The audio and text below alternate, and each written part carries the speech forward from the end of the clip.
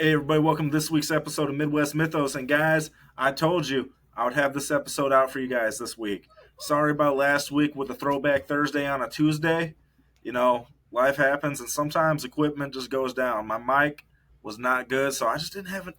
The episode that I was going to put out just wasn't good. So like I said, you guys are going to start getting throwback episodes to some of the early ones that just didn't get enough love because, it was when I started. But guys, tonight I got an awesome guest, a great friend, and I'll introduce you here in a second after these words for the Soul Squatch.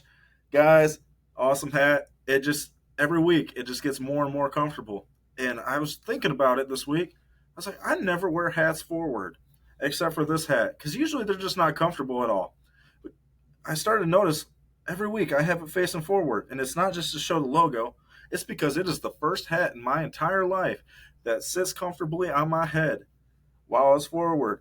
So all my big melon fellas out there and all my little melon fellas out there, if you just want a cool hat, if you want a real comfy, breathable hat that's great for out in the field and support an awesome company, go check out the Soul Squatch.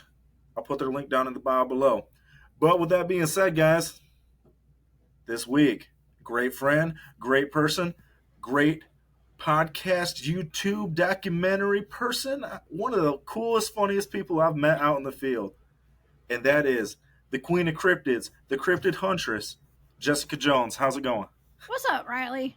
Thank What's you up? for having me. Thanks for coming on. It's been a time in the making. We've done a lot of projects together already for not to be on the show already, and I'm glad you're finally here.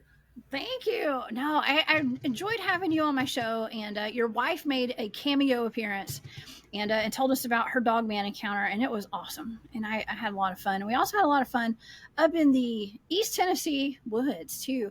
That was wild. That was really wild. Did some boots on the ground field time, and even got a fun little documentary out of that one in the works, right? So that was awesome. That was a great time. That's when we first met, too. So it made a lot of great friends on that trip, and it was nothing like I expected it to be. I don't know about you, but I went into it just like, I'm going to get to meet everybody in person, and we're going to have a fun time camping. I wasn't expecting everything to actually happen like it did. Yeah. I mean, I was actually pretty impressed with that location because I've been doing Bigfoot and cryptid field research since about 2011. And I've got a few spots that I'm on my teams. I'm on like 4 separate field research teams. And like I said, I've been doing this for a while, and we get out and we have our areas that we like to frequent. And we only go where the strangeness is very high, as we say, is high strangeness. And there's that area that we went to for the first night. I mean, I only stayed one night out of all the nights you guys were there, and it was raining that first night that I was there, but it was still, we had a lot of crazy stuff that happened nonetheless, and it was really cool. And I was super impressed. And we had a great guide, our buddy Harley Owens. Shout out to Harley. Thank you for taking us up there. Thank you, Harley. Yeah. I love me a good cemetery too. Lots of cryptids like to frequent the cemetery areas, and I've got my theories on why they're up there and stuff. But if you've got an old cemetery, you're probably gonna have some cryptids. Speaking of cemeteries, actually, a little side tangent. We haven't even got to the point where you introduced your show yet. We're already going on a tangent. I received a message this week from one of my buddies, and he was like, "Hey, Riley, this is up by your neck of the woods. You ever heard of this cemetery before?" And I was like, "It sounds really familiar." So I started looking into it, and it's one of Indiana's most haunted cemeteries. And I was looking at the location. I was like, I've heard of a lot of Sasquatch and dogman activity around here too, not too far away from where my wife had hers." Then I'm like, I wonder how far this is away. And it's driving distance. So if you ever want to go paranormal investigating at one of Indiana's most haunted cemeteries, let me know. Oh man, yes, absolutely. I mean, I've had a couple of different people actually. Did you say that was Ohio? Is that where you said that was? In northern Indiana. Oh, Indiana. That's right. Okay. I'm trying to think. I guess Colleen Norris, one of my a lady that came on my show, she's the one that had. She owns this video. So her daughter's best friends were on their dinner break one night. They worked at a restaurant in town, and this is in Ohio. Okay, but they took this video. It's pretty well known. You can find it online. It's called the Ohio. We call it the Ohio Grave Digging Dogman, and her friends took this. They thought it was a dirty old lady digging a hole in a cemetery on a plot. And she came on my show. We talked about that. Lots of dogmen up around Indiana, Ohio, Michigan, of course. And you and I have talked about that on my show before. Lots of dogmen up there. I don't know what's going on. Lots of ancient sacred land up there or something that needs protecting. I guess that's what I Yeah, think. I I think so. Because I mean, you can't go anywhere without Yeah. uh, seeing like Native American tribal land and stuff like that. It's Oh yeah. regular land, tribal land, regular land, tribal land, and so and all the regular land was once tribal land up here, That's and right. before that, it was the giants and all that stuff. So there's obviously that history. Oh But yeah. before we get into anything else, why don't you tell everybody a little bit about yourself and what it is you do and where they can find you? Okay. Well, my name's Jessica Jones, and I am a longtime Bigfoot slash cryptid field researcher. I'm based out of Georgia, and like I said, I'm on like 4 different field research teams, and I did not go public whatsoever with my research for over 10 years. And then one day, I don't say I was tricked. I wasn't tricked. I was asked cleverly to go speak at a conference and at an event, and I did, and everything snowballed from there about my research.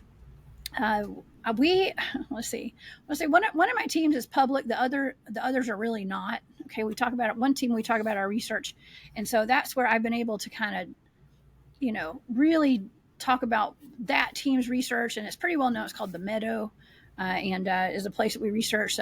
We call it the Medow Project, and we've even had everything from.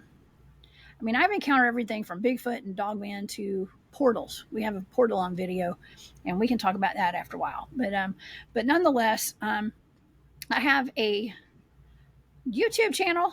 Okay, speaking publicly at that one event snowballed into me having a podcast, and for the past 3 or 4 years now, um, I've been on Space Out Radio, had a show there, KGRA Digital Broadcasting. Now I've done my own thing. I branched off. I am the Cryptid Huntress on all social media platforms, on Rumble and on YouTube. I do 4 live shows weekly over on my channel, and I interview people from all over the country, all over North America, all over the world, actually, with their cryptid encounters and their research. And I also dig into other stuff, anything that's weird in the news, especially. I recently just did a show on a object that is hurling towards Earth. It shall be here by November, and it could be a hostile alien spacecraft, stuff like that. But also, with one of my teams, we're actually trained. The whole team is trained in remote viewing, which is the style of remote viewing that our military uses. And I'm trained in the military style, and so we are able to do remote viewing on some of our cryptid investigations and things like that, which is a cool tool to have in the tool belt. But it does set my team apart from most cryptid research teams. And plus, those guys have been around for a long time. All this, I go out. I go out with some of the best, man. Some of the best field researchers out there, and a lot of them you'll never hear of. They're not. They're not public. Like I said, a lot of the things we do are not public. But we are already getting the research. We're communicating with. That's part of why we're trained in remote viewing. We choose to try to communicate with some of the cryptids and to get a better handle on what's really going on out there. We're not just trying to prove their existence. We already know they're real. We are on the next level. We're on another level when it comes to all that, and that's part of the reason I was never really public with what we were doing, because it was just too hard for people to wrap their head around. I think while the general public's still trying to decide if Bigfoot's real, we've known they're real for a long time, Mm-hmm. and so the time was ripe. I guess the time is right, and the time was ripe to actually start talking about it. And so that's why I'm here talking to you, Riley. Okay. Oh, And I love it, man. I love it. I'm actually I am a mom, so I have, I got a kid, and I do take him out in the field with me. Not to like the big research expeditions. He's not allowed to go to those, but I do try to keep my child informed and have him out there. Um, and I think it's important that one of my main things. I'm kind of going on and on here, but one of my main platforms that I choose to talk about a lot too are not just the cryptids and the Bigfoots and the dogmen and things like that, but it's our national parks. I do a lot of research in our state national parks. There's high concentrations of cryptids out there, but we also have high concentrations of missing people as well. And so that's one of my main things that I talk about. We dive into missing people, and there possibly being a connection to dogmen and to Bigfoot and portals as well. So yeah, that's me in a nutshell right there. well, I know I've already told you like 3 times before we started, but thank you so much for being here. Of And course. I know just from some of the conversations that we've had when we were out on our expedition, and the couple times that I've come on your show, we're going to be getting into some really good stuff this evening. And before we do that, I got to give a shout out to Drewski for even like What's up, giving Drew? us the opportunity to meet each other. So shout out to CW Ops, Drewski at Cryptid Warfare. Love you, brother, and thank you for being one of the puzzle pieces that's putting all this together. Shout But out to Drewski, all the guys. Yeah, we have fun. I've done several expeditions with them, and we always have fun. It's pretty. Those guys like to live dangerously, and I'm yeah, I'm I'm I'm here for the ride, man. I am too. I'm out there with like my other teams, like getting the data and communicating with cryptids, and with them, we just go out there and just tear stuff up, man. It's fun. yeah. I wasn't expecting them to roll the way they did. Like Oh, it's so great. it's the Yeah. funnest thing ever. I remember him being like, "Are you going to come again, or are you done?" And I was like, "Oh, I'm coming again." It's Yeah, it's a I good can't. thing. It is. It's terrifying sometimes, but Well, that's what it life's is a good. about, man. Exactly. Just hold tight, and I don't know, make sure you're buckled in. Buckle up, buttercups. That's what I like to say.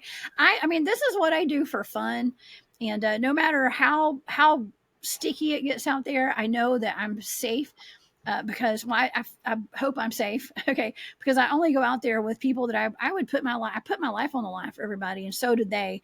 And so you got to be very comfortable with the people who you surround yourself out in situations like that, because it could be life threatening, for Mm, real, for real. And it's not just the cryptids. We're talking about, especially people that have firearms, and if we got big cats out there, bears, any kind of, even snakes and whatever. And if somebody gets hurt, we got to be able to make sure we can take care of each other out there and have some little bit of medical training. At least somebody's got to have some medical training out there, and stuff. And that's how my teams have always rolled. Okay, like my main teams, I like to call them like the A team of cryptid researchers. With my original Bigfooting team, we used to spend weekends, like three to 4 nights sometimes on end together, um, at least every month.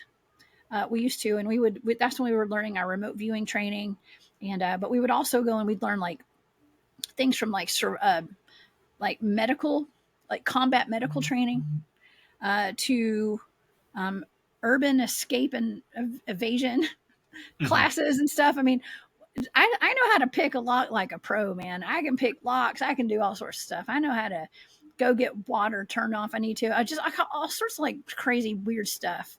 I can get out of zip ties. I mean, yeah, I shouldn't probably say that publicly, but I've had to be tied up in zip ties plenty of times to learn how to get out of them. And so, yes, I would hate to mess with me. I'm just saying, if I was a perp, Yeah, y'all heard it here. come at me. Don't mess with JJ. Don't. Yeah, Oh, no, mess with me. It's always fun. See, that's why I'm bait. I don't mind being bait, because I seem so nice, don't I? I'm so nice. I'm a really nice person. I really am. You are. I Um, can vouch for I'm you there. pretty nice, okay.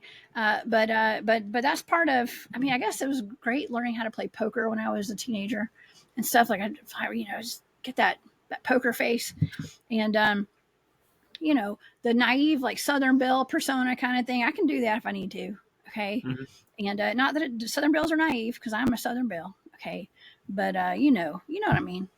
And Oh then yeah, you hit them with the wapa. So karate chop. wapa, yeah, wapa. But yeah, it's I the first time I ever even went like on a Bigfoot expedition, I volunteered to be bait the entire time. I was like, I just want to see a Bigfoot. I just want to see a Bigfoot. I didn't come out here and buy all this equipment in a tent and come out to the woods with a bunch of strange dudes to not see a Bigfoot.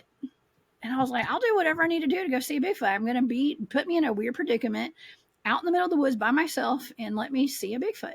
And I'd love, it was just there to have fun and to see a Bigfoot. And sure enough, I got to see Bigfoot. Okay. And I never have stopped See going that? into the woods. So Why would what? I? Exactly. It's Yeah. you know once you Yeah. see one, I mean it can Yeah. be scary, but Yeah. you kind of you get this drawn. You're just drawn to it after that. Like yeah, it Yeah. was terrifying, but I need to see it again. Oh, yeah. I but but so what got you?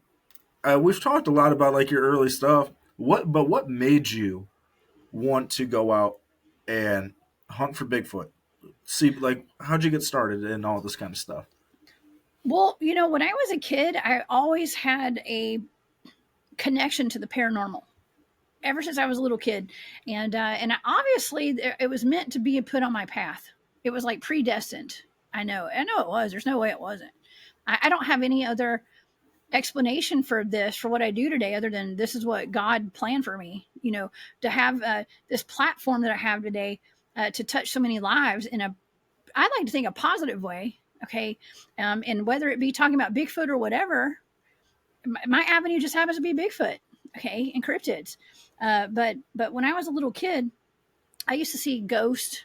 Okay, and I had I used to take my little mat that you'd take naps on in kindergarten, and take it outside. I grew up on a farm out in the country and in Georgia, and I was miles from houses and stuff. We had a beautiful sky at night. I could see all the stars, and I would look for UFOs at night when I was a little kid. And I'm an old lady right now. Okay, so this was a long time ago, and I mean I'm not like elderly or anything, but you know what I mean. You ain't old.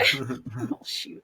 Okay, well, okay, but anyways, I would go look for like UFOs, and I always felt like there was always something watching me through our late. I hate lace curtains. Oh my god, I grew up in a log house. My mom and dad had like lace curtains, so anything could see in our house at night. And so I always felt like I was being watched when I was a little kid, and I probably was actually. But anyways, but I had that connection to like ghosts and seeing weird stuff, and when I go to the library, I would check out books like Bigfoot books and always ghost books and stuff.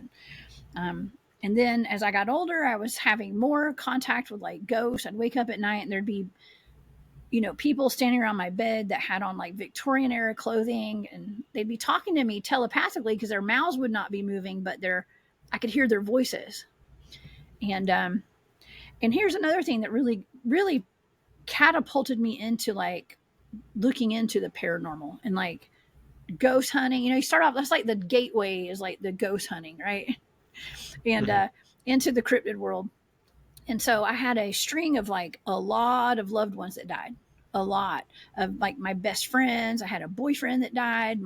Like three of my very best girlfriends passed away. My brother died in a car accident. My grandparents died. My aunts died. My uncle, all these cousins were dying. I mean, it was weird, wild that like so many people were dying. And naturally, I wanted to know that those people were okay on the other side. I felt like at some point, like, doesn't matter how much therapy you go into and like go see a counselor and a psychologist and whatever else you need. Um, None of that compares to like you still need some closure with some of that, and my way of like closure, I guess, was like, let's go talk to this guy that's coming to town that's got a ghost box, and he talks to dead people. So I made an appointment to go to Atlanta, a place called Phoenix and Dragon or something, and this guy named Christopher Moon was going to be there, and he had a Thomas Edison voice box to the dead or something like that. And this is a long time ago, so this is before, it was like 20 years ago, and it was before people had those little ghost boxes, the little ITC devices. And so he was going to be there, and I had to, like, it cost a lot of money back then too, by the way. For me, I was like, dang, it was a little expensive, but I was, what price would you pay to talk to your loved ones that have died, so I went to this appointment with him, and I sat down. I ended up talking. All these voices kept coming through, right? And it was like my brother, my boyfriend that had died. It was like all my relatives, my ancestors, my friends, like everybody came through, and it was wild because I had made a list of the questions that I had when I talked to them, and it wasn't like, oh, are you okay? It wasn't like stuff that normal people would ask their dead relatives. I was like, what happened at the moment you died? I was prepared. I was like, what happened? Who was there? Did you visit me? Did you, what did it feel like? Do you remember the crash? Like I had like crazy questions, right? And I got answers for all of those. And it kind of changed my life a little bit at that point, because I was like, well, um, I felt like I had really talked to my brother, and I had really talked to my grandparents, and they were telling, even my grandfather was like, well, there's no religion here and stuff. And I was like, what?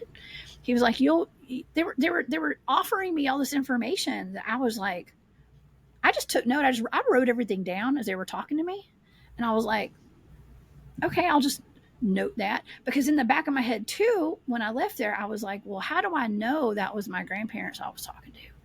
How do I know that was my brother? And I started getting really torn over it.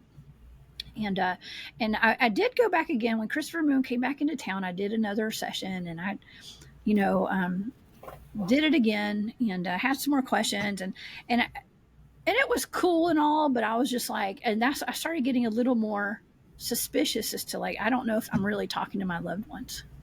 You know what I Yeah. mean? Well, yeah. So, so it was, but I still was impressed with it all. I was talking to somebody, and they knew my family, and they knew me, and Are you it was familiar? weird. Are you familiar with I always have mixed feelings about bringing this up because Yeah, like I'm obligated to. In my heart I love people deeply, and like, but some people get hurt by it and stuff like that because it's. Are you familiar with familiar spirits? that a podcast? No, Oh, it might be familiar spirit. it I might be think there is. it probably is, You but mean a like literal familiar spirit, like a cat or something, or familiar spirits okay, from the Bible. okay. I don't know. So they are Okay. they're spirits that follow you around your whole entire life. Like Oh, that's their okay. job, is to study your whole entire life. And so when you go to ask, talk to like a dead friend or family member, and the perfect somebody explained it to me one time with this perfect example is you and your dad had that conversation on the boat. Nobody else on the entire planet knew that conversation, and you ask, "Hey, Dad, hey, what was that conversation about?" And when you're talking, they come back and say, "Oh, it was this," but it most likely wasn't your family member. It was that spirit that its only goal in life is just to memorize everything, every conversation you've ever had. Because if they've been here for eons and stuff, they get pretty good at doing that kind of stuff. Yeah. So they can and skew people's thoughts and stuff like that. Like try to stray them from the Mhm. actual truth. The best example of it in the scripture is when Saul goes to the witch of Endor and wants to speak to the spirit of his prophet and figure out what's going on. And she conjures up the spirit of the prophet and is talking to him, but then God intervenes and actually sends the spirit of his prophet from heaven and is like, no, I told you, do not commit necromancy, do not talk to the spirits, because there's familiar Oh. spirits that will lead you astray. So I always like to tell people that as just like something to keep in the back of their mind, because I've had people come on the show and stuff talk about uh in just real life too. I'm not saying this ain't real life, this conversation, but like, oh, my family member told me there's no Jesus, that this Yeah. is, it's nothing, it's something totally different. Or, hey, if you do this, or you're promised this if you do these atrocious things, it it's always just a word of caution. So like I Yeah. said, it's one of those things that's hard for me to tell people, because some people hear this and like, no, but I it's don't disagree with you at all. I think that that's wonder. It's actually really cool to know that, because no, I was not familiar with that.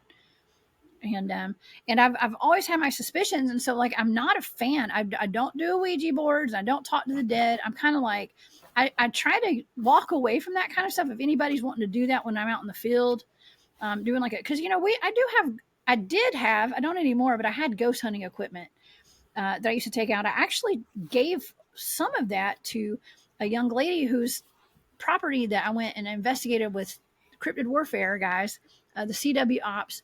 We went up to a Skinwalker cave up in Tennessee, and went to that. And the lady who lived there, I gave her my REM pod and some other stuff that I had that I used to do my investigations with, because I just don't feel comfortable uh, communicating with spirits, because we don't know what we're communicating with.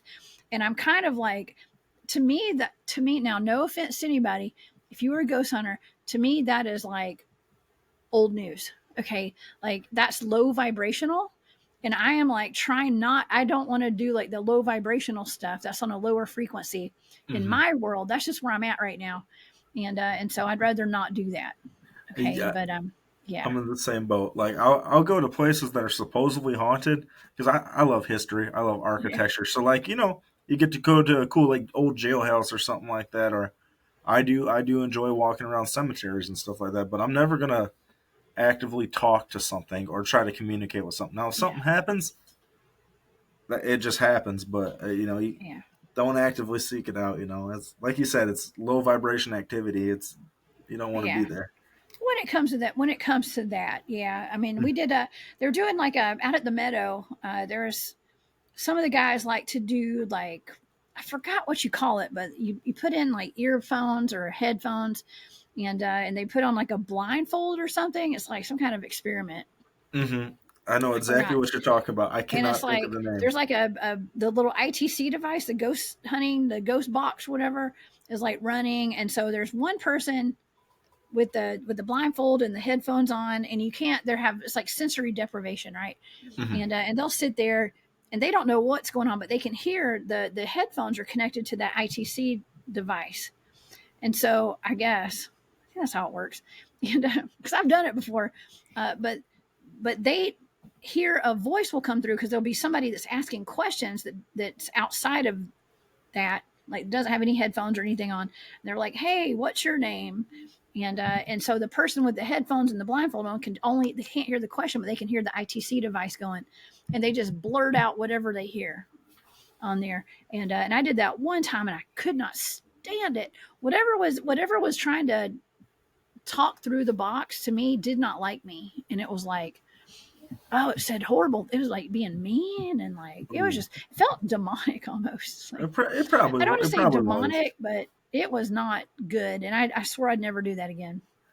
Yeah, it's probably from the best. Yeah, It was so bad. obviously you're sensitive to this kind of stuff too, so Yeah, it's like probably not yeah, the probably not the best person. Well, you are the best yeah. person to do it, but probably not No, I personally was not the not the best. best. No, I was not the best. I didn't go along with the program very well or something. I don't know what happened. So, Eh, but it's probably anyway, for the better. it was for the So best.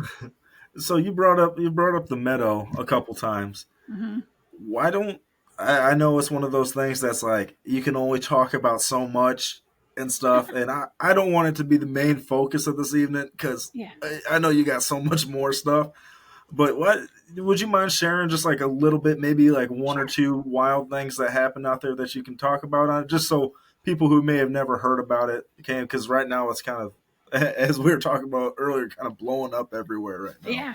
Well, it's a hot topic right now, kind of, and here I want to make a note about this too because when I first spoke publicly ever about my research, it was about that team's research. It was about all my research, but the things that were going on out there were already public because the head of that team had written a book called the Medow Project.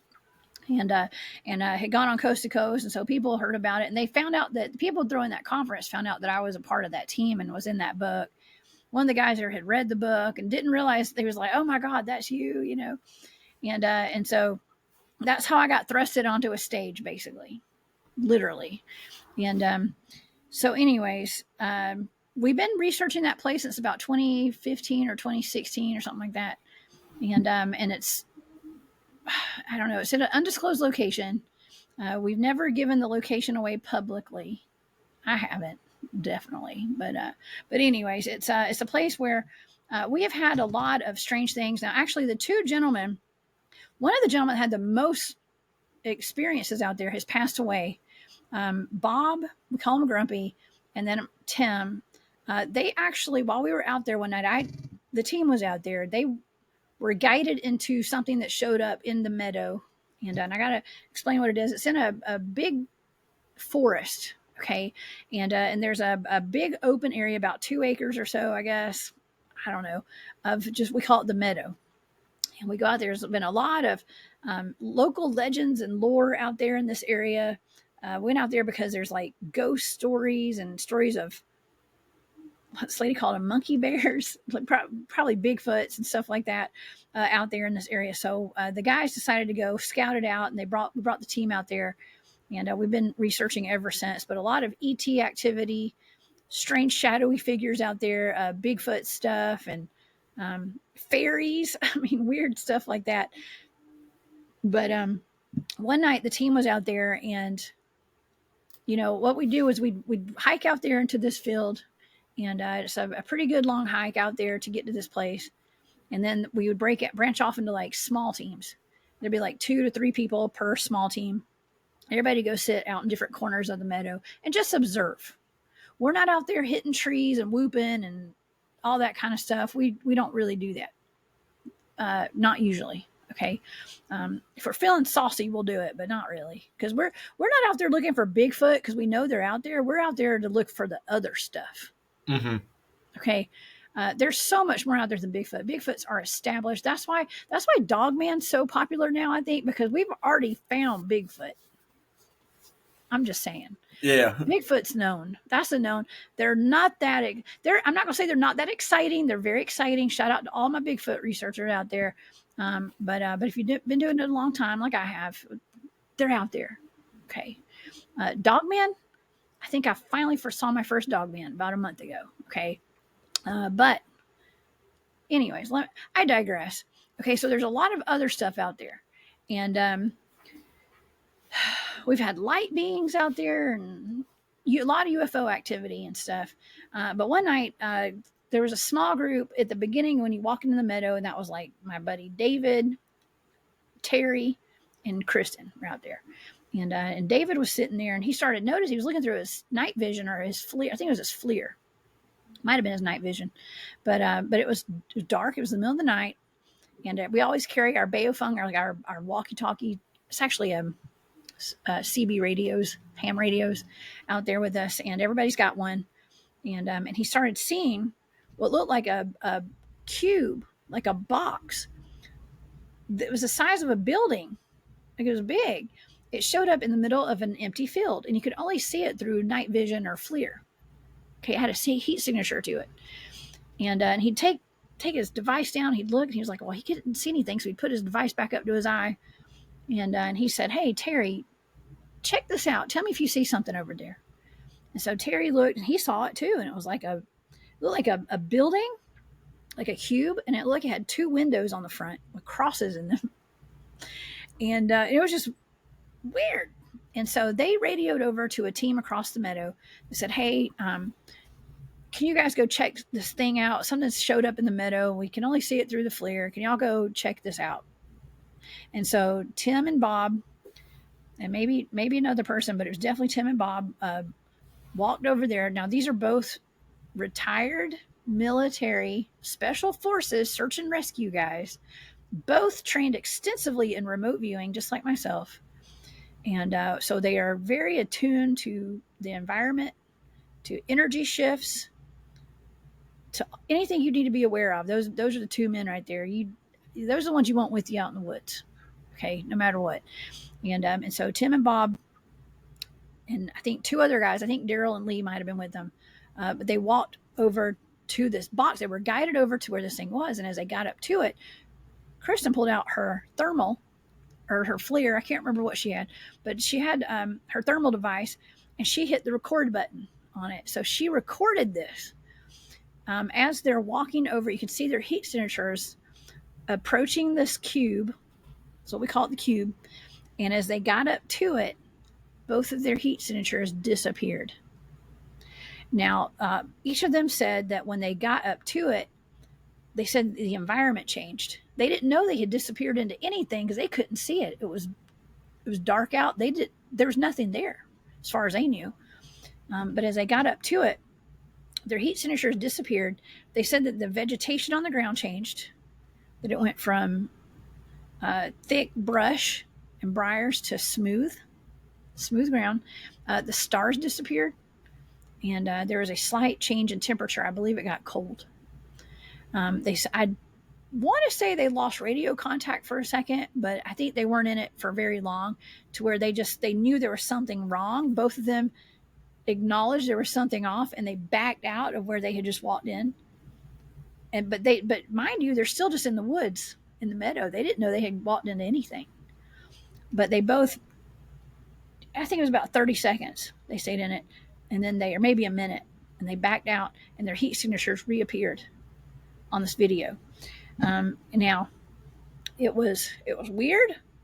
The entire time that was happening, this strange woman approached base camp. And I think this is an important part of the story, is that this random woman that nobody knew approached our base camp out in the middle of nowhere. She had on business attire. She had on penny loafers, I think is what they said, and like dress pants. And she was dressed like she just come out of work. And this is like I said, it's in the middle of nowhere. There's no reason for any person at all to have. I mean, we all wear camo and our muck boots and hiking shoes, and I mean we're looking like just good old modern day rednecks out there. Okay, is what we look like, even though we're not. But it was not appropriate, whatever she was wearing. And she approached we always have people back at base camp manning our radios, and just being there at base camp. And Glenn was at base camp that night, and he said this woman, he radioed while this is happening, while the cube is out there, and Tim and Bob are walking into this cube, and all this stuff's going down. Everybody's confused and not understanding what's going on. Glenn radios to the group, and he's like, "Hey, there's a lady here that says that y'all need to cut. She knows you. She named two people by name that were out in the field.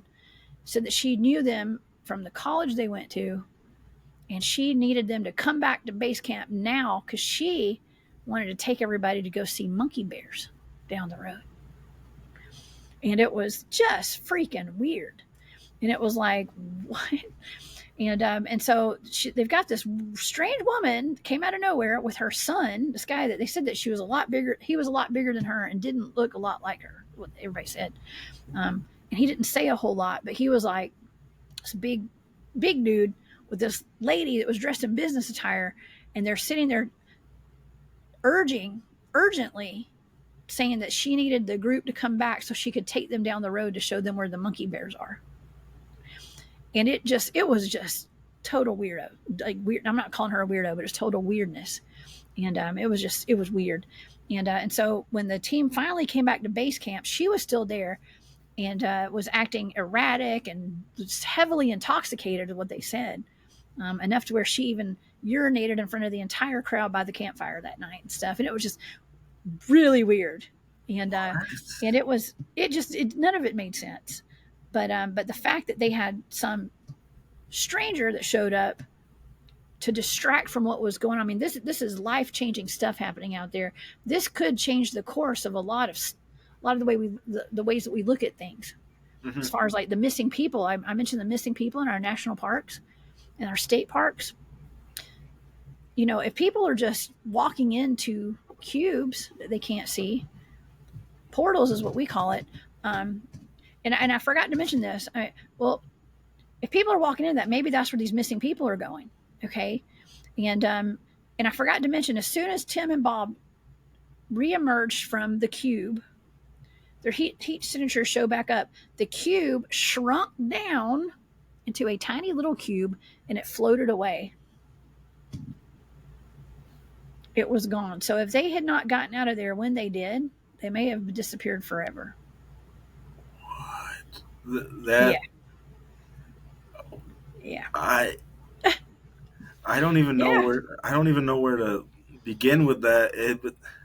So I guess I'm going to get the simple stuff out the way real quick.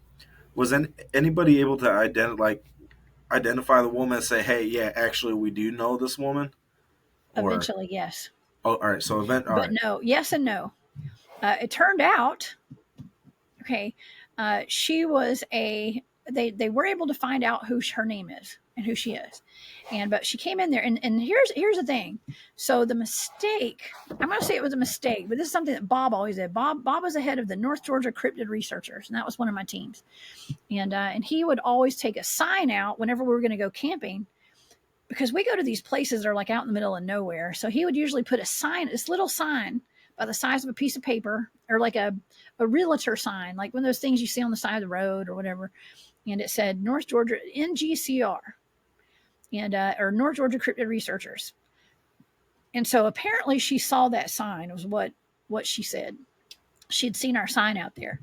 And so she that's what she said. And she was like, "Oh, I know so-and-so." Like it was just weird. It didn't make sense that she would come out there knowing people's names, knowing their last names, and saying she's got the same last name as somebody. And I don't know. I don't remember exactly what all happened, but it was just odd.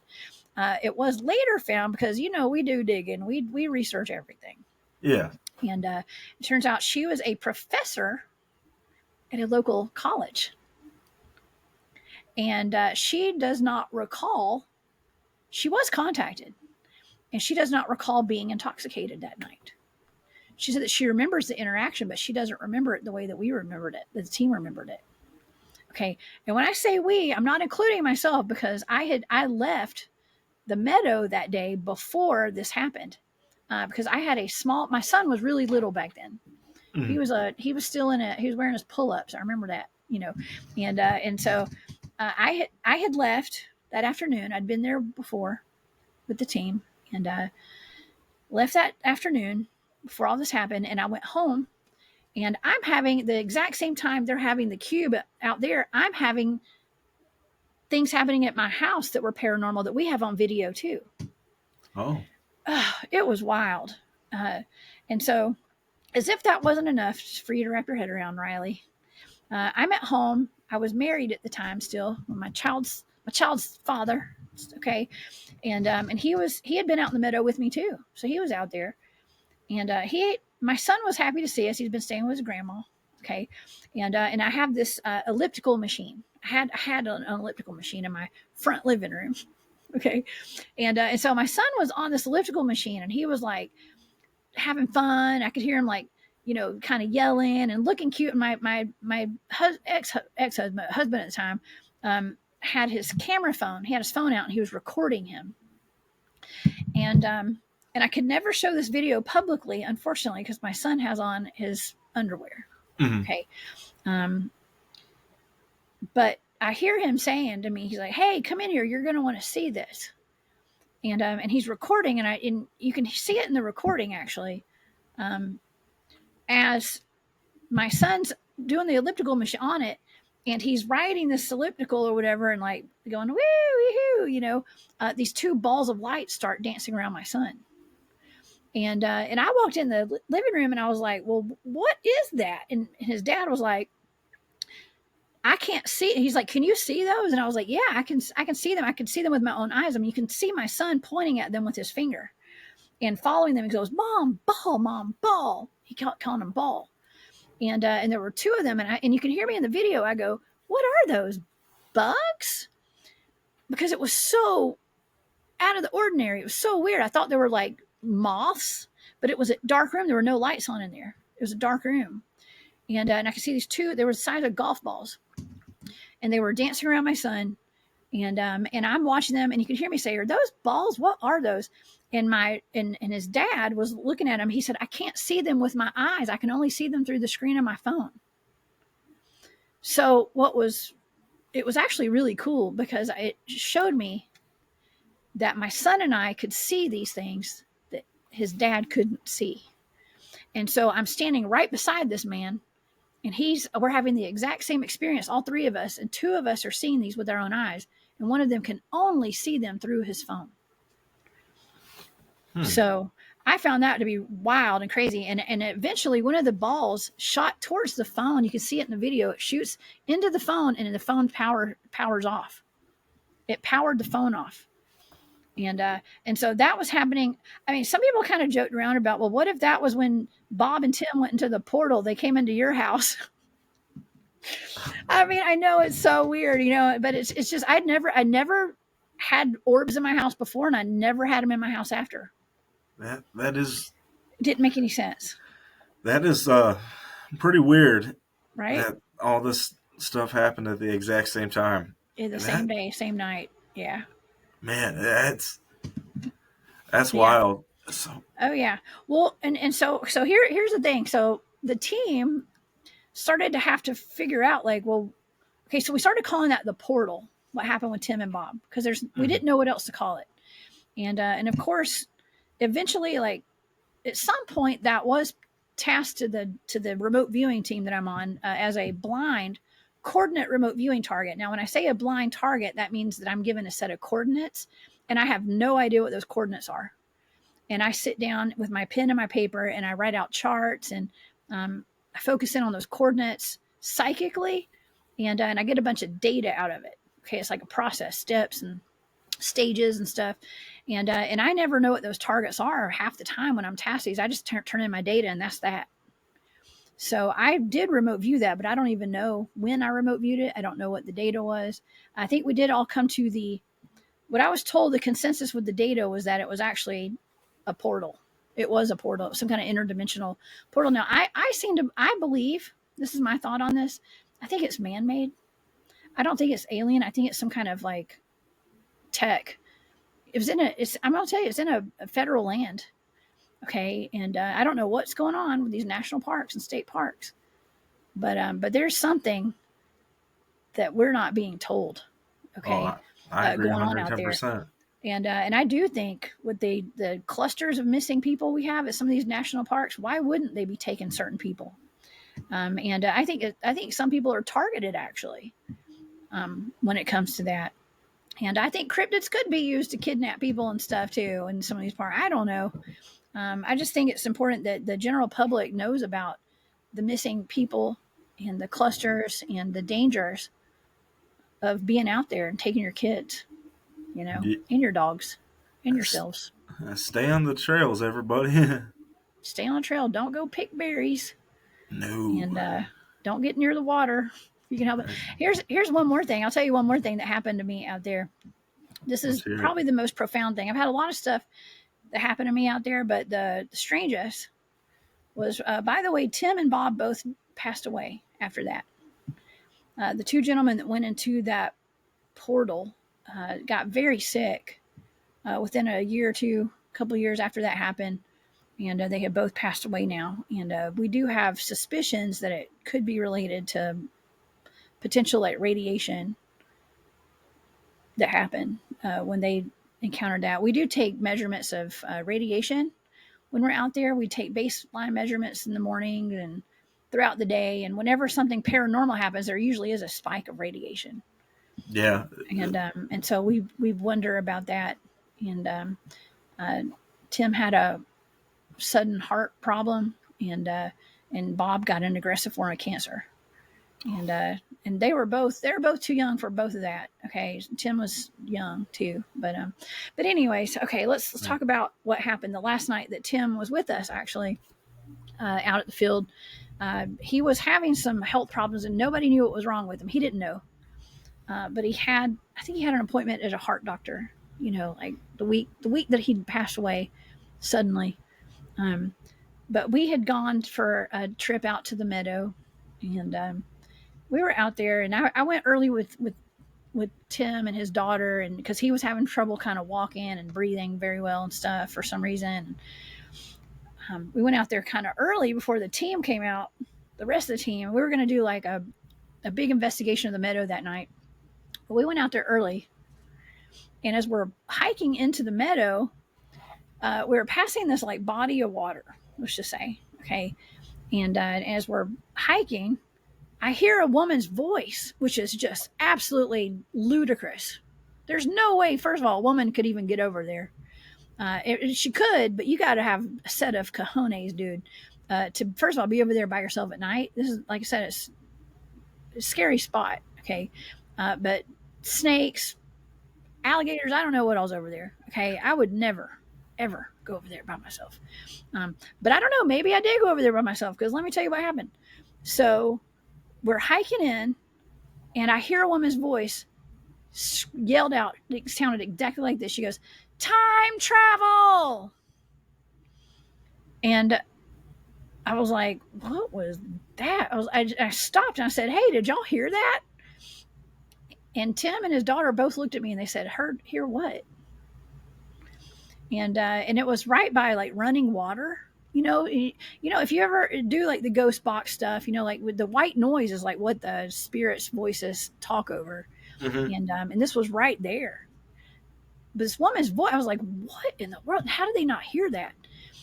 Okay, and I just sat there and I was like, "Okay, well, we just kept walking because I was like, well, that was just freaking weird." And I heard a woman's voice say time travel, and nothing is too crazy out at the Medow though. Okay, so like I just heard it and I was like, all right.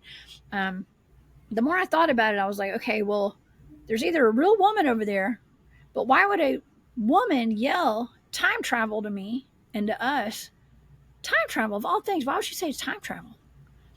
And I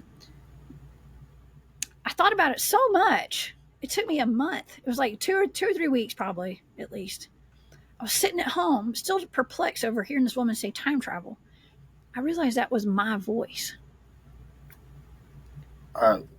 It took me weeks for it to sink in that that was my voice because it was so not real. Do you know what I mean? That was my voice. I don't know why, but I just started crying. Oh gosh! Before you even said, I don't know why. It just really, yeah, that's weird. Sorry. That's no, it's fine. I don't know why. Oh that's my gosh! Yeah, I don't know why. That's weird. Well, I get goosebumps every time I remember it and I think about it, and it's almost like it happened yesterday. But here's the thing about that is like that was the last time I ever walked out there with Tim, and he was one of my best friends, and he died that same month. It was around the same month, and I started thinking, I was like, well, if that was my voice and that was me, here are the options. I obtained time travel technology, and I take myself back to that day so I can watch us hiking into the woods that night, and I was there. Okay, that's one option. I don't know if that's not what I believe the most, but it could be, right? The second option I do believe probably is more probable was that I remote viewed this at some point, and I do what we call a deep mind probe. You can do a deep mind probe where like I'm tasked with a lot of these blind targets. It turns out to be like missing children, missing people who've been kidnapped, people that just been cold cases. They don't know where the bodies are, the people, and if I ever encounter someone when I'm doing the remote viewing target, I can get into their head or I can communicate with them to ask where they are. And I have located bodies that way before. I've located bodies, let's just say. And I've found out what happened to people when they died before their bodies were found, and I ended up being correct, okay, on it. So I could have done a deep mind probe on myself since they didn't hear it. Maybe it was me saying time travel, messing around with myself. Um, or it could have been one of those mimics or something. I don't know. I really don't know. There's no telling. Let me throw a possible another Okay. theory. I don't know. I don't know if you ever plan on going out there again or something, but maybe like if you Yes. do in the future, maybe you'll walk through a portal and actually like time travel or something like that to Yeah. that very. I don't know. I Yeah. I mean, but see, and here's another thing though too is like all this work that I do now, and all the field research that I do, and the remote viewing that I do, and the people that I work with now. I'm really deep within the secret space program community now, and I work with some of the people there that give me blind remote viewing targets coordinates, to try to figure out what they've experienced in some of these secret programs that are going on with our governments and stuff. And I'm neck deep in all that right now. Okay, and I have been. I speak at like secret space program disclosure conferences. I just got home from Florida last week. Okay, from speaking at one, and so I'm doing that, and that deals with time travel. I ended up at Montauk, New York, where they did the Montauk project up there. I was actually asked to join a big group of people to go up there who are survivors of the Montauk Project, to go during a 20-year reunion. It's like a 20-year biorhythmic portal that opens up off the coast of Montauk, New York.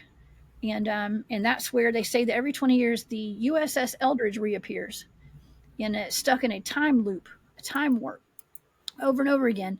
And we went to go. I did some remote viewing for the team out there, and we went and sat live. We posted up all over Montauk, actually, on the cliffs of where Camp Hero is.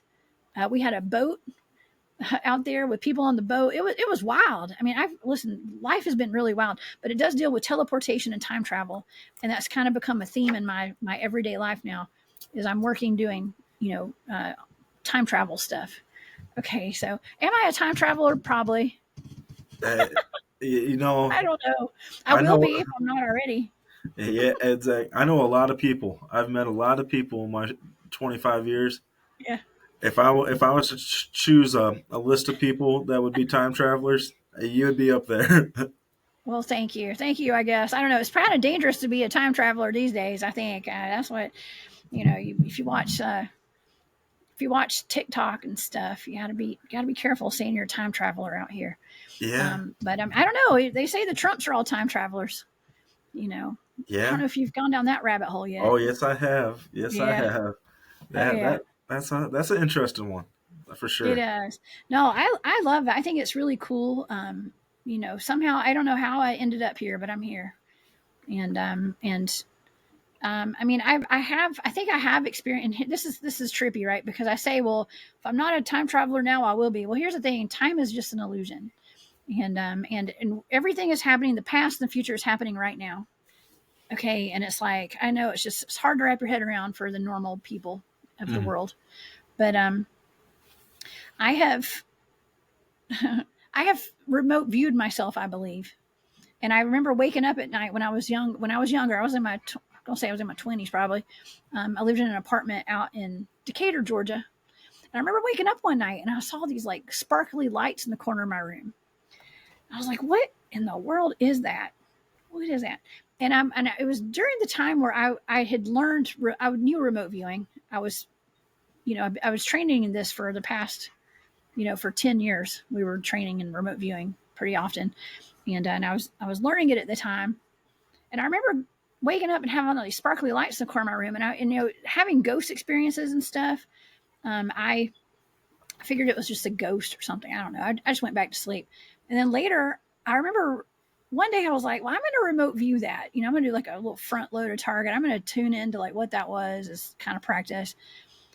And it was at that moment I realized that was me. Those sparkly lights were me in the future, remote viewing myself in the past, and those sparkly lights were me. Wow. Isn't that weird? That is Yeah, weird. it's very weird. I can believe it for sure. Yeah, That I'm just is saying. I don't know. I mean, I'm just saying that's just it's what I'm assuming because I was standing right there and I was like, wait a second. It wasn't until I was in the moment I was like, wait, I am the sparkly light. That's me. Yeah, that's yeah, awesome. yeah. So, yeah, I guess it is time travel, kind of. I guess you could call it that. I think the idea of time travel in itself is already so complex, but I believe that even like our Yeah, understanding of it is the top of the barrel. I think there's so much more to it. yeah, Uh, I think it's a lot more. I think it's a lot more actually spiritual than it is physical yeah. as far It as time is. travels. So I It is, and that's another thing too because when I first started doing like Bigfoot field research, I the first time I was out in the field, I had we had missing time, and that's something that is pretty predominant when it's something that happens a lot when we're out in the field. And there's usually like UFOs or orbs in the environment. There's usually some kind of alien crap going on out there. We used to joke about how all roads lead back to ET out in the field, uh, and so the first time I was out in the field, I had a like low flying UFOs over us. We had missing time. We had strange red lights in the woods beside where we were hiding out and stuff. It was weird. A lot of weird stuff happened. I went home and I started having ETs in my bedroom at night when I would wake up at night. And so I thought, man, I went out there to go see a Bigfoot. I did not sign up to be abducted by aliens. Okay, but here we are. And so I don't know. I started realizing that all those years when I was a kid and I was seeing those people in Victorian era clothing standing around my bed, those were probably aliens because I was having the same experience as an adult, but with things standing around my bed and their mouths weren't moving, but I could hear them talking to me, and they were ETs. So maybe I was having scream memories as a kid. You know what I mean? Like, because what yeah. is the go to when people see ghosts? What are they seeing? They're seeing Victorian era people, right? Like the high neck collars and the top hats and the nice tuxedo outfits. It's just why are they always that time period? Yeah, You actually, know what I mean? I was just talking to. I just had Tommy from the Let's Get Freaky podcast on a couple weeks I ago, love Tommy. and Yeah, he was telling me about his experience with the like Shakespeare era kind of dude had the yeah, collar, and I was like, that's weird. And then we ended up talking about UFOs a lot. So now that I'm gonna text him after this, and yeah. hey man, you probably that might be a screen memory. I think it is, and I don't know for sure. Listen, I don't claim to know anything. I can only tell you like what I have experienced, Hmm. and I just connect. I'm really good at connecting dots and being observant. Yeah, So I I feel think that that. it makes sense. I would agree. So yeah. Now, these entities that were by your bed, like were they like greys, Nordics, reptilians, insectoids? Like, Yes and yes and yes. So yeah, uh, the first time I can recall twice, and I'm going to. Okay, so I'll explain what happened. Okay, so the first time I woke up, there were two gray standing in my doorway, and I kept and I've always had dogs. I have a German Shepherd right now, and back then I had a brother and sister of pit bull chocolate lab mixes. Zoe and Max were my dogs. Okay, and I had them since they were little tiny puppies, and they would guard me with their lives. Well, at least Zoe would. Max would shake and get scared if anything happened, but Zoe would not. She was brutal, man, and she guarded me with everything she had in her, and my son too, and it was always odd. I woke up and my dogs and I was in my bedroom, and I do believe I don't know if my son was in my room this time or not. He was a little kid, little baby. Well, he's like 3 or something. And the time my husband at the time used to go to he either worked all the time or whatever. He was just not home. You know what I mean? And he got up early. When he'd go to work, it'd be like 4 a.m. or something. So it was before the sun came up, and that's a lot of the times when I would have these experiences was after he left, and it was like that period, that little, period of time between him leaving the house and the sun coming up was when like all hell would break loose, and I used to be a heavy sleeper and stuff. And so nothing really would wake me up too much. But I mean, having my son there and having a little kid, I was a little more, things would wake me up, from hearing him. But I woke up and there were two grays standing in the doorway. Okay. And I thought, man, that's weird. And I kept thinking, am I dreaming? Am I dreaming? Well, in our experience with like the cryptid research, the head of my team who taught us all remote viewing and stuff is very, very much so into the psychic side of stuff. He's a lot of these guys are former military and stuff, but he's heavily trained, one of the world's best remote viewers. Okay. But he had taught us, he said, if you're ever in that state when you wake up and you're having sleep paralysis, if you want to see if you're awake or you're asleep, you start tapping your finger. He's like, make sure, just start bringing awareness to one part of your body. Take your index finger and start tapping it. Tap it. And no matter if you're frozen solid, if you can't move or whatever, if your eyes are moving and your body can't move, we had to kind of like learn these things, right? Because we're out there dealing with things that aren't supposed to exist, that can have psychic, energetic power over you sometimes. You hear about people hitting the infrasound, getting zapped, all that kind of stuff. I mean, that's real life. That's what we deal with on a regular basis out there. And yes, there's the missing time and abductions, all this stuff happens. And so I was like moving my finger and I was like, okay, well, I'm awake. I know I'm awake because I'm moving my body. You know what I mean? But I can't, because I was still kind of like, couldn't move very much, and then I just got knocked out because whatever it was put me back to sleep. And I was very observant of that, I was, whatever was happening, whenever I was having things happen in my room, I was trying my best to stay awake, but whatever it was almost like hypnotically putting me to sleep. And so that was the first time. Nothing bad happened that I know of, but there's just two ETs in my bedroom. And then a while later, I woke up another night, and I actually have a drawing of this somewhere. I drew it. I try to draw my experiences so I don't forget what happened. And woke up with this thing standing by my bed, and it looked like the Grim Reaper. And I had my son in the bed beside me, and his dad had gone to work already that morning. And my son was asleep, and my dogs were on the side of the bed that I was on, but they were both asleep. And they would not wake up. And that was both times I'm like, why are my dogs not waking up? Why are my dogs not waking up? And I didn't want my son to wake up, but I wanted my dogs to wake up. And also, I carry, if you know what I mean, my pew-pews and stuff. And I always have a pew-pew within arm's length, especially when I'm sleeping. And I all I want to do, I really want to just kind of grab that, and I couldn't. I was like, all right. So it took me a while. I kept blinking my eyes because I was like, am I awake? What is this thing by my bed? And it was blocking out the light out of my window. And it was taller than my ceiling. And it was moving weird. It had this weird movement, and it was hunched over, and it had a hood over its head. And all I could see, it was like this long black cloak. And it was gigantic by my bed. And I could see its hands, and they were like this. And they were like, it was like crouched over, and it was just jerky and like moving all freaking weird. And the next thing I know, when I finally figured out what it was, because I was like, I was tapping my finger frantically. I was like, am I awake? I'm tapping my finger, and my body was moving a little bit more, and I was trying to like come out of this like paralysis, whatever this was that it had me under, is what I felt like. And I, boom, fell asleep. And I had a dream. And I'm a pretty vivid dreamer, but this was a freaking really vivid dream. And I dreamed that I was in the Wizard of Oz, and I was hanging out with the Munchkins. And I started beating up somebody.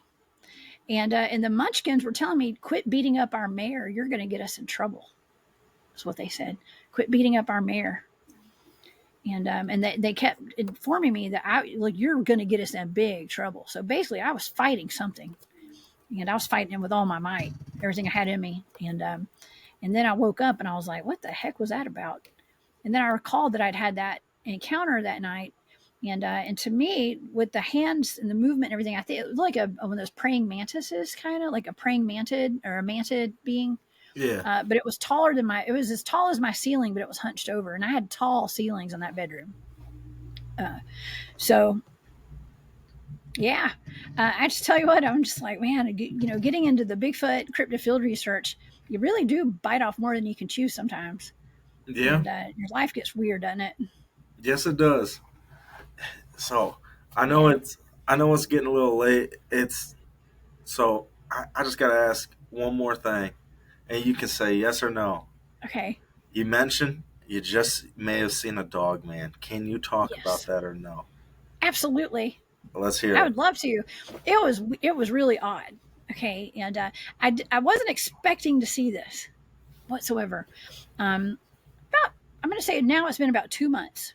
I went on. I just met up with some friends. I knew some people that were getting together. I was invited out to Alabama to an area. It's a hunt camp, and it's in the Talladega National Forest out in like eastern Alabama, kind of. And I've been researching, that area, not that particular spot, but around the area for years, and lots of Bigfoot activity out there.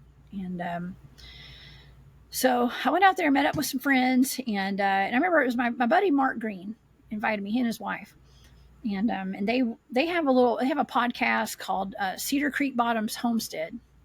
It's either Farmstead or Homestead. I think it's Farmstead. But you can find them on YouTube and stuff. And Mark's a longtime Bigfoot investigator and a researcher and experiencer out of Alabama. He lives around there, and just good people, man. Love those folks. And so I went out there, and there was a bunch of people, a lot of people. I know a lot of these folks. They like to go camping together and stuff. And Mark was going to do a live broadcast from out there that night that I went out there. I didn't spend the night because I live close enough to there to where I could just drive home. It's like an hour and a half drive Mm-hmm. to where I live. And so I wasn't planning on spending the night, but I took my stuff, I took my gear just in case I decided to. But good Lord, it was hot out there. Riley, it was so hot. It was just like today, like I'm melting today. It was like that out there, and their bugs were bad. And I was like, man, I'm just going to go home tonight. But Mark was broadcasting live, and he was having everybody come and sit down and, talk on his live and stuff. And it was fun. And as I'm sitting there talking with him on his show live, and he was like, well, they found a hunter out here torn apart. And I was like, what? And I went back and watched the show because I was shocked when he told me that. I didn't know. I knew that they went out there often they have a lot of Bigfoot activity, and I didn't know about like dogman and stuff was out there. But he said that they even got like an orb. I think Harley and them got like a video of an orb because Harley showed up when I was leaving that night. And they got a video of some kind of orb or something that was going through the trees. It was kind of cool on somebody's thermal. And so, okay. So he tells me that there was a hunter. He goes, yeah, I was right here behind where we're sitting. He said, right down the cul-de-sac. He was like, behind the gate, there was a man back in the 1980s that was hunting, that was found leaned up against a tree dead. And his arm had been completely ripped off, and his leg was broken, and it was pulled up behind his back. So like his foot's right here. Okay. Like it was like he was all just contorted with his arm ripped off. And I was like, well, dang, y'all didn't tell me that. Okay, well, show me where it's at. I'm going to go set up my hammock. Right where that was. But long story short, I ended up not staying that night because I was just tired. I wanted to go sleep in my own bed, Mm-hmm. and in the AC. but when I was leaving that night, I got down the road. It's like it's a WMA, wildlife management area. And I got to tell you, Riley, I'm a tough cookie. But I knew when I was leaving there, I locked my doors, and I was like, if my car breaks down or if I get a flat or something happens, I'm going to die. Like, it was that creepy. It was really bad. And I had my pew pew right there beside me just in case. Of course, I always keep that. But I was by myself. It's probably not a great idea, but I'm still, like I said, I'm tough. I'm okay. But I was thinking, man, that's going to be the worst night of my life if I end up having to, if something happens, I get a flat or something. But thank God I just got some new tires. I felt like I was going to be fine, but I was just still worried. And I got out of the WMA and or out of that area, and I got to the main road. I've never been so happy to see concrete in my entire life. And I turned out of there, and I went up. My GPS decided to take me on a different route than the way I came, and I had gone through. There's no houses, there's nothing out there. We're talking about nothing. It was 20 minutes down the road before I hit anything like a gas station or anything. We're talking about this is out in the middle of nowhere. And I got up the road, and it was a couple miles up past where when I had just gotten on the concrete road. I had my bright headlights on, and I start like kind of going up this hill, and I see some eye shine on the left side of the road. And the way the crow flies, it's not a mile or two to where the base camp was, where I had just left. Okay, but of course, leaving those places, you gotta go through the mountains, you gotta go all over the place, winding roads, and so I saw these eyes, and I thought, man, that's something big over there. Like that's a big old dog. Is what I thought, and I wasn't thinking. I was really tired, and I was like, I just want to get home, um, and I'm and I remember thinking, I was like, man, I've always wanted to just have a Bigfoot step out in front of my car on their drive home. That'd be so cool. I never in a million years thought this would happen, right? And so I see this eye shine, and I get close up to it, and I see whatever this is crouched down into the high grass, and it's got these huge eyes, and I can kind of see it as I'm getting closer. I had my brights on still. I didn't turn my brights off. I had my brights on, and whatever it was all black, and it looked like an African dog. And I said it out loud. I said, that looks like an African dog. Not even thinking in my mind, there's a dog man that looks like a hyena. I didn't even think about that. Okay. I'm seeing what looked like as I got closer. I said, no, that's a bear, because it was so big, and it was crouched down in the grass like it was trying to hide from me, but it had its head up, and I could see its shoulders. And then I could see its ears were like rounded, and it had tufts of black hair like coming out of the front and the back of the ears. And it was so big, I thought, well, it looks like a bear, but his face was all black. It looked like an African dog, like a hyena. But then it started moving, and it was slinking through the grass, and it showed its white. It was black as night, and it had these bright white teeth, and it started moving like a panther. And I was like, what in the hell am I looking at right now? And then as I'm trying to figure out what this is, I see something over on the other side of the road. There's another one. And it's on my passenger side.